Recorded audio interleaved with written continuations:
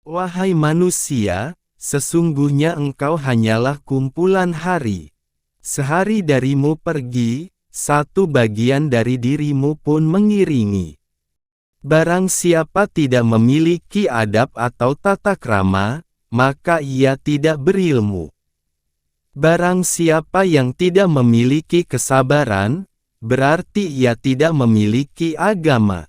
Dan barang siapa tidak memiliki ketakwaan, berarti ia tidak mempunyai kedudukan di dekat Allah. Barang siapa yang berusaha menyaingi agamamu, maka berkompetisilah, dan kalahkan dia. Dan barang siapa yang berusaha menyaingi duniamu, maka biarkanlah dia dengan dunia.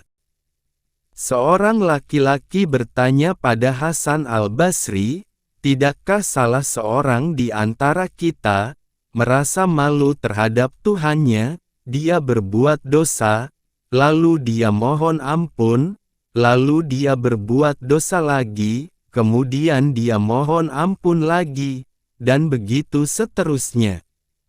Al-Hasan berkata kepada lelaki itu, "Setan ingin agar seorang di antara kalian berbuat seperti itu. Karena itu, jangan pernah meninggalkan istighfar untuk selama-lamanya. Jangan membenci musibah yang menimpamu. Karena apa yang kamu benci, bisa jadi menjadi penyebab solusi bagimu, dan apa yang kamu sukai, bisa jadi menjadi penyebab kehancuranmu." Di antara tanda-tanda Allah berpaling daripada seseorang, ialah Allah menjadikan kesibukannya pada perkara-perkara yang tidak bermanfaat bagi dirinya. Orang yang beramal tanpa ilmu, seperti orang yang berjalan tanpa panduan. Orang yang beramal tanpa ilmu, hanya akan membuat banyak kerusakan, dibanding mendatangkan kebaikan. Juallah duniamu untuk akhiratmu, niscaya kamu beruntung di keduanya. Dan janganlah kamu jual akhiratmu untuk duniamu, karena kamu akan merugi di keduanya. Dunia itu hanya 3 hari saja. Hari pertama adalah hari kemarin, sudah pergi dengan segala isinya, tanpa bisa diulang kembali. Hari kedua adalah hari esok, yang mungkin saja engkau tidak bisa menjumpainya, lantaran ajal menjemputmu. Hari ketiga adalah hari ini, itulah yang menjadi milikmu, maka isilah dengan amalan. Tidaklah gambaran kehidupan dunia seluruhnya dari awal sampai akhirnya, kecuali seperti seorang yang tidur, dia melihat dalam tidurnya apa yang dia senangi, kemudian dia tersadar dan bangun. Sifat terbaik yang bisa dimiliki orang beriman adalah memaafkan. Jangan hanya duduk diam, karena sesungguhnya maut sedang mencarimu. Sesungguhnya, orang-orang sebelum kalian melihat Al-Quran sebagai surat cinta dari Robnya, direnungi malam hari, diamalkan siang harinya. Telah sampai kepadaku bahwa ketika Allah memberi nikmat kepada seseorang dan memberi mereka sesuatu yang baik, Dia meminta mereka untuk bersyukur. Jika mereka bersyukur, Dia mampu memberi yang lebih banyak kepada mereka. Tetapi jika mereka tidak bersyukur, Dia mampu untuk mengubah nikmat-Nya menjadi azab. Siapa yang tidak menjaga lisannya, maka ia tidak bisa memahami agamanya. Engkau mengejar dunia dan segala kenikmatannya, padahal dunia adalah hukuman bagi Nabi Adam. Ketahuilah bahwa kamu tidak mampu mencintai Allah sampai kamu mencintai menaatinya. Dunia adalah sebuah kendaraan untukmu. Jika kamu mengendarainya, ia akan mengantarkanmu ke tempat tujuan. Namun, jika dunia itu yang mengendaraimu, maka kamu akan jatuh dalam kehancuran. Menuntut ilmu di waktu muda, seperti melukis di atas batu. Kesabaran adalah harta yang baik. Allah tidak memberikannya, kecuali kepada orang yang dikasihinya. Pilihlah lelaki yang baik agamanya. Jika marah tidak menghina, dan jika cinta akan memuliakan. Sesungguhnya, jika Allah langsung menghukum semua makhluk yang berdosa, dengan memutus rezekinya, niscaya semua manusia di bumi ini sudah habis binasa. Seseorang tidak akan mendapatkan predikat ketakwaan sampai dia melakukan muhasabah kepada dirinya lebih ketat dibanding seorang teman yang bermuhasabah terhadap temannya. Kita tertawa, padahal bisa jadi Allah menengok amal-amal kita, kemudian berfirman, "Aku tidak menerima amal kalian sedikit pun." Tawadhu adalah tatkala engkau keluar dari rumahmu, dan tidaklah engkau menjumpai seorang muslim pun, kecuali engkau memandang dia lebih utama dibandingkan dirimu. Wahai anak Adam, injaklah bumi ini dengan kakimu. Sungguh, sekecil apapun dia, pasti bakal menguburmu. Sesungguhnya, engkau itu senantiasa sedang mengurangi usiamu, semenjak engkau dilahirkan dari perut ibumu. Sungguh, ada seorang terjatuh dalam sebuah dosa, kemudian ia tidak bisa melupakan. Bahkan selalu bersedih hati karenanya. Hingga akhirnya, ia pun masuk ke dalam surga.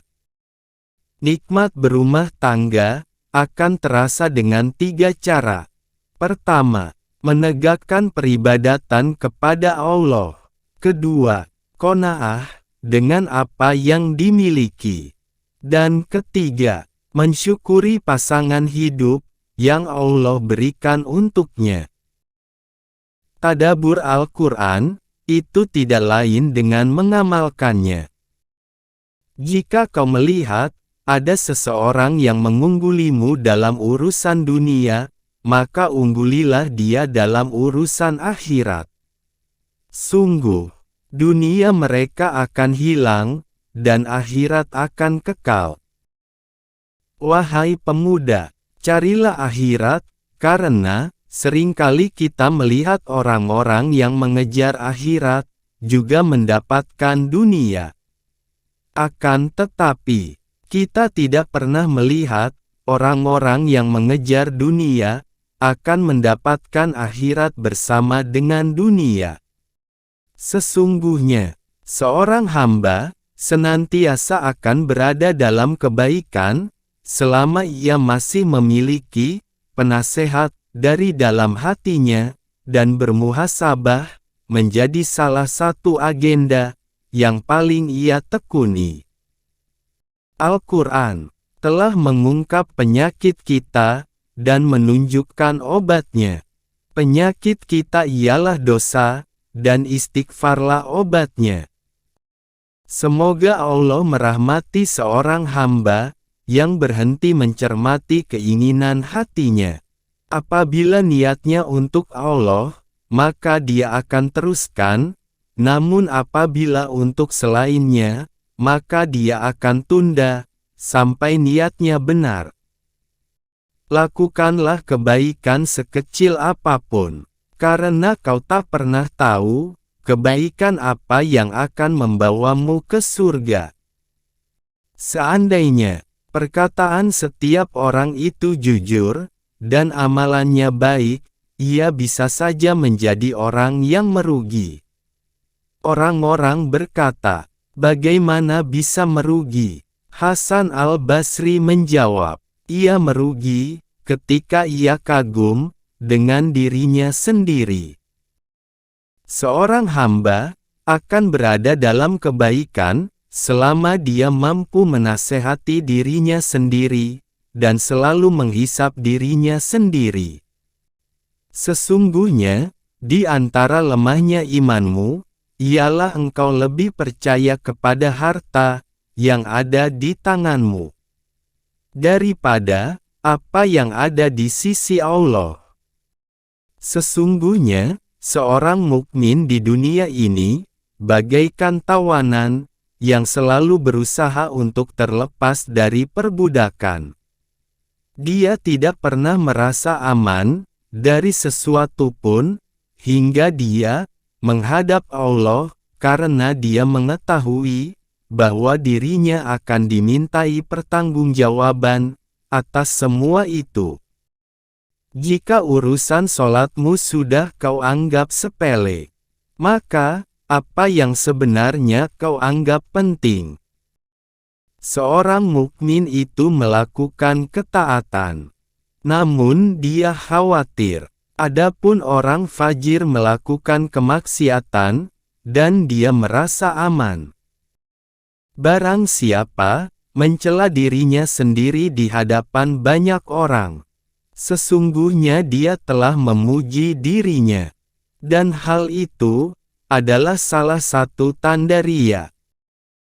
Perbaiki yang tersisa bagimu, maka Allah akan mengampuni atas apa yang telah lalu. Orang sombong itu seperti orang yang berada di atas gunung. Dia melihat orang lain kecil, demikian juga orang lain melihatnya kecil. Seandainya bukan karena ulama, maka manusia akan menjalani kehidupan seperti binatang. Aku membaca ada 90 ayat dalam Al-Quran yang mengajarkan bahwa Allah yang menakdirkan rezeki dan Dia yang menanggung rezeki semua makhluknya. Sementara aku membaca satu ayat mengatakan, setan menjanjikan kefakiran untuk kalian.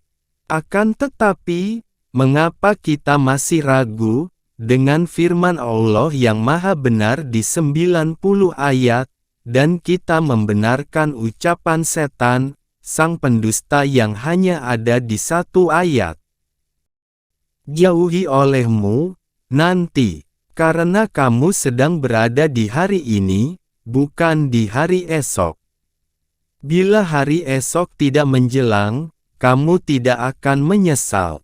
Dan bila masih menjelang, kamu lebih mampu untuk berbuat seperti hari ini. Tetaplah berbuat baik pada orang yang berbuat jelek padamu. Jika tidak bisa, maka jangan sampai engkau berbuat jelek pada orang yang berbuat baik padamu. Wahai manusia, sesungguhnya aku tengah menasehati kalian, dan bukan berarti aku orang yang terbaik di antara kalian. Bukan pula orang yang paling soleh di antara kalian. Andai kata, seorang muslim tidak memberi nasihat kepada saudaranya, kecuali setelah dirinya sempurna, niscaya tidak akan ada pemberi nasihat. Aku tahu, rezekiku tidak akan diambil orang lain, maka hatiku tenang. Apa yang berharga bagi agamamu? Jika sholatmu saja tidak berharga bagimu. Padahal, pertanyaan pertama yang akan ditanyakan kepadamu pada hari kiamat adalah tentang sholat.